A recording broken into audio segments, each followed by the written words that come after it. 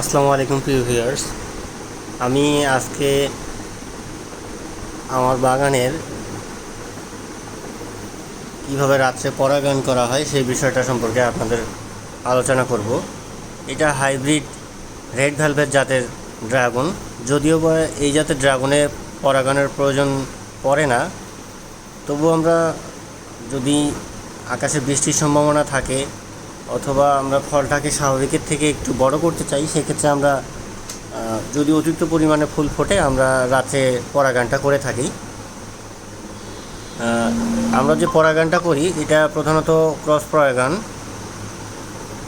আমরা এক ফুলের রেণু থেকে সংগ্রহ করে আরেক ফুলে দিই, যাতে ফলের গুণাগুণ মানটা ভালো থাকে, ফল আকারে বড় হয়। সেই জন্যই প্রধানত আমরা ক্রস পরাগায়নটা করে থাকি। আপনারা জানেন যে সমপরাগায়ন আর ক্রস পরাগায়নের ভিতরে এখানে পার্থক্য রয়েছে, কারণ একই ফুলের পরাগরেণু থেকে সেই ফুলে পরাগায়ন হলে সেটাকে স্বপরাগায়ন বলে, আর যদি এক ফুলের রেণু দিয়ে আরেক ফুলের পরাগায়ন করা হয় সেক্ষেত্রে সেটাকে পরপরাগায়ন বা ক্রস পরাগায়ন বলা হয়।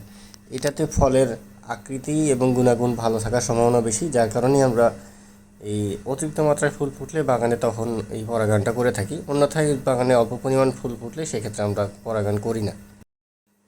দেখতে পাচ্ছেন যে এটা পরের দিন, গত রাত্রে ফুলগুলো ফুটেছিল, পরাগায়ন করা হয়েছে। এটা সকালবেলা ফুলগুলো কিছুটা মানে আয়তনে সংকুচিত হয়েছে, এটা ধীরে ধীরে বন্ধ হয়ে যাবে। মাশাআল্লাহ গত রাত্রে অনেক ফুল ফুটেছিল, দেখতে পাচ্ছেন। এখনো ফুলে মৌমাছি ওড়াউড়ি করতেছে। এটা আমার 1 বছর বয়সী বাগান হিসেবে মাশাআল্লাহ যথেষ্ট পরিমাণ ফুল আসছে, আপনারা দেখতে পাচ্ছেন। এটা সম্ভব হয়েছে আমার একান্ত পরিশ্রম আর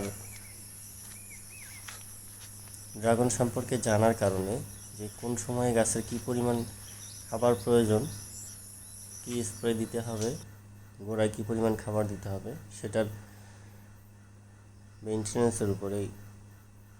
ড্রাগন এই ফলটা গরমের সময় হলেও প্রধানত বৃষ্টির উপরে অনেকটা নির্ভর করে। বৃষ্টি যদি ঠিকভাবে হয় সেক্ষেত্রে ফুল আসার বিলম্বিত হয় না, নির্ধারিত সময় পর পর ফুল আসে। আর তাপমাত্রা যদি 40-এর নিচে থাকে সেক্ষেত্রে গাছের ফুল আসা বা ফলের পাকা বা ফল পরিণত হয়, বিষয়গুলো ত্বরান্বিত